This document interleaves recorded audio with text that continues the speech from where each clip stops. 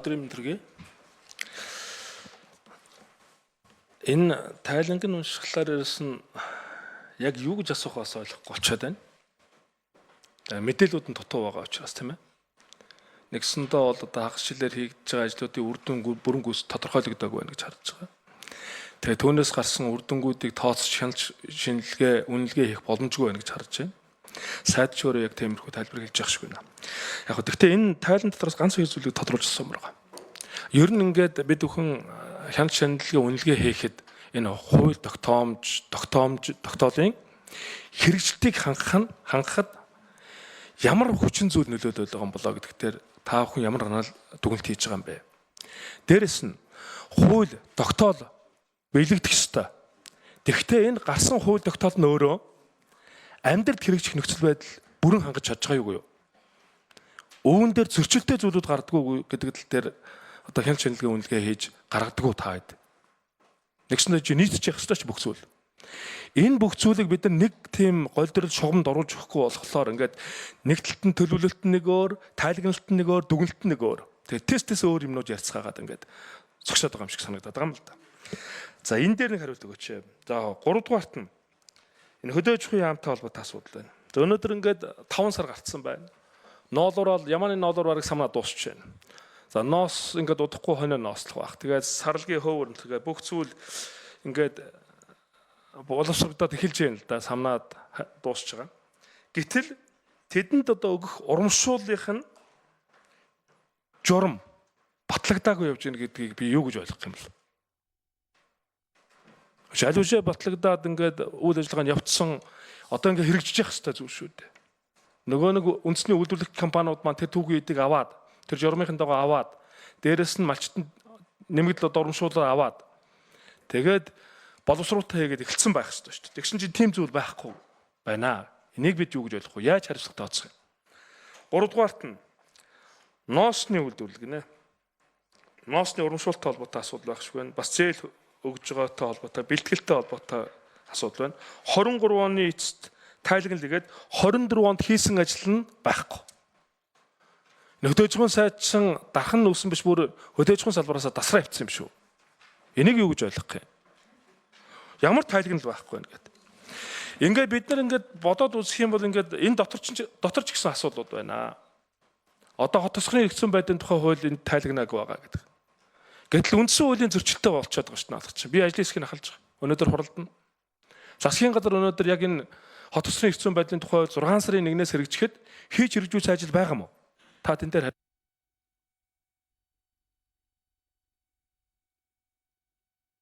За Дамбын Батлууд гүшүүн маш тодорхой, маш ажил хэрэгч асуулт асуулаа. За ингээд одоо 2 сайд 4 номерын микрофонд хариулт өгье. За эрхэм гүшүүний асуултанд хариулъя. Тайлгналтай холбоотой асуудлуудыг одоо тулгамцсан асуудал болчиход байгаа. Тэгээд одоо энэ дээр Монгол улс төрийн байгууламжийн хувьд бол нэгдэл улс. Тийм учраас яг хөөхөр улсын хурлаас баталж байгаа бүх аливаа тогтоол шийдвэр, улсын хурлын хууль, улсын хурлаас баталсан хууль болоо тогтоол шийдвэр бүх шийдвэрийн биелэлтийг засгийн газар их хурлын өмнө хариуцах ёстой. Гэхдээ энэ дээр тайлгналтын хувьд яг хөөхөр яг энэ чигүүрийн дагуу засгийн газрын харьяа байгууллагуудын хэмжээнд их тайлан нэгтгэж оруулж байгаа. Өөрөөр хэлбэл төрийн захиргааны төв байгууллага яамагийн дэлхийн хэмжээнд. Тэгээ энэ дээр бид нар улсын хурлын даргын захирамжаар байгуулагдсан санал боловсруулах өөр бүхий ажлын хэсгүүдтэйг бид нар хамтарч ажиллаад лувсан жамц гишүүнээр ахлуулсан ажлын хэсэг, анар гишүүнээр ахлуулсан ажлын хэсэг, их төвшин гишүүнээр ахлуулсан ажлын хэсгүүдтэй хамтарч ажиллаад ер нь энэ төлөвлөлт, тайлгналт, хяналтын цог системийг нэвтрүүлэх ажлын 80-аас 90% улсын хурлд ирэх хууль тогтоомжийг шинжилэн найруулах, ахиж өргөн барих энэ ажлууд хийгдэх юм байна. Тийм учраас улсын хурлын гишүүдтэйгээ энэ чиглэлээр бас хамтарч ажиллаад төлөвлөлт, тайлгналтын цог систем юу DME гэдэг байгаа. Энэ системийг төрийн бүх байгууллагууд, улсын хурлын харьяа байгууллагууд, засгийн газар дотооддоо нэвтрүүлье. Өөрөөр хэлбэл төлөвлөгөөнд тусагдаагүй зүйл дээр төсөв тавихгүй эргээд энэ ажлын гүйцэтгэлийг тайлгнахтаа нэгдсэн журмаар тайлгналыг авч хэрэгжүүлж нэгдсэн дүн гаргаад энэ тайлангийн мөрөөр авч хэрэгжүүлэх арга хэмжээ юу түрүүн өөрийн гишүүний асуусан асуултан дээр гарч ирсэн ямар хариуцлага тооцох гээд байгаа юм бэ гэдэг асуудлыг ингээд аагаасаа яа хүртэл нэг нэгдсэн системтэй болъё гэдэг энэ зорилттой байд ажиллаж байгаа. Тэгээ энэ дээрээ засгийн газарт энэ чиг үүргэн харьяаллын дагуу энэ хальт хэрэгжүүлэх газар дээр хэрэгжүүлэхээр ажиллаж байгаа. Тэгээд их хурлын саяны 3 ажлын хэсэгтэйгээ хамтраад энэ ондоо багтаагаад бид нар улсын хурл руу одоо нэмэлттэй өөрчлөлт оруулах, шинжилэл найруулах нь хууль тогтоомжийн төслүүдийг оруулж ирээд тэр үед та бүхэнд бас дэлгэрэнгүй мэдээлэл өгнө гэдгээ бас хэлье. За тэгээд ноолууртай холбоотой асуудал дээр миний санаж байгаагаар 2-7 хоногийн өмнөх засгийн газрын хуралдаан дээр тэр малчтын урамшууллыг шийдэх санхүүгийн их усүрийг хөдөөж чухам сайдыг шийдэхэд зориулж вексел гаргахад Монгол банктай хамтарч ажиллах зүйтэй гэдэг шийдвэрүүд гарсан гэж ойлгож байгаа. Тэгээд цаг хугацааны хувьд бас хугацаа алдж байгаа зүй аймагуудаар эхлээд ноолуурын гаралт одоо самналтын ажлыг өрнөж явахад энэ салбарын яамнаас хэрэгжүүлж байгаа бодлого нь бас зөв буруу юу гэдэг дээр бас мэтгэлцээнд хийх өрнөсний улмаас хугацаа алдж байгаа зүйл байгаа гэдэг дээр бас тантай бас санал нэг байна. За салбар нь яам нь нөөцөнтэй холбоотойгоор шийдвэр нь бороо зөвдөж байгаа хэсэгт талаарх шийдвэр дээр одоо бие дүгнэлт хэлэх нь бас илүү хэцүү баг гэж бодож байна.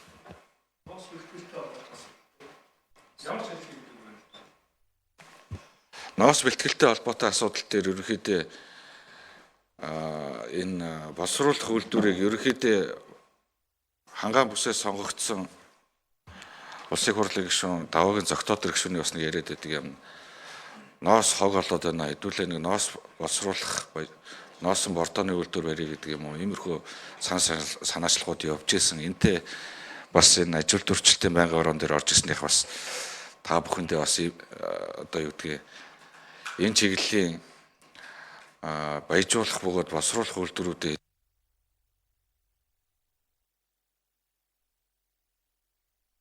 За одоо сайд нэмж хариулъя.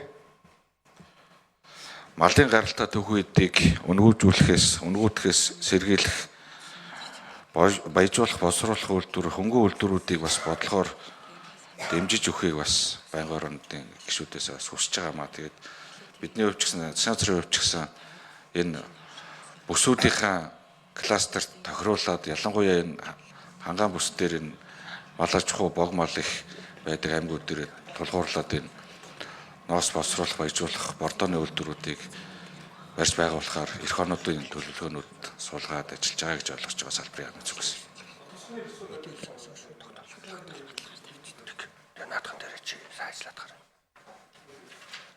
За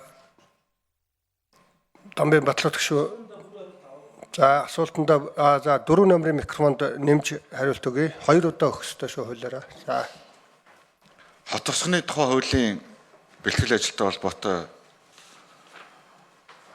асуудлыг чиг үүргээрээ засгийн газрын хэрэглэх газрын асуудал учир сайдаас бас тодорхой нэмэлт мэдээлэл аваад танд боломжлъя.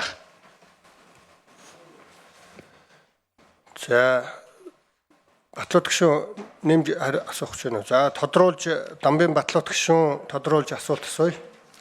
За ингээд яг бас төлөвлөлт гүйцэтгэл хяналтаа нэг формат дээр гаргаж иж хянах гэж бас ажиллаж байгаа нь сайн байна. Ингэхгүй бол бас яг үндэ зөрөө хазгай юмнууд маш их явдаг.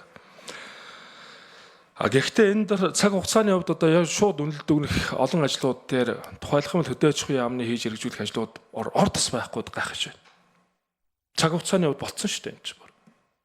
Тэгээ энэ дээр одоо ямар арга хэмжээ авдаг юм бол энийг эрчимжүүлэх талаар одоо бас хяналтын сайд нь ч байна, байнгын орноос ч гэсэн чиглэл гаргаж өөргөжүүлмээр байгаа маа. Ингэхгүй бол одоо нэг дотоодын үйлдвэрлэл маань яах юм, малчид маань хэрх юм, чэнжүүд ноосоо ноолороо өгөх юм уу яах юм гээд бүх зүйл нь тодорхой биш байна шүү дээ.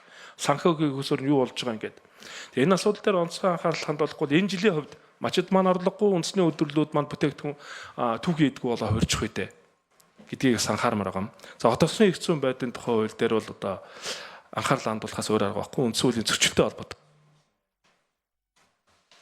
За ингээд Батлуур гишүүнээ санал байлаа шүү. Сая бол тий ойлголоо. За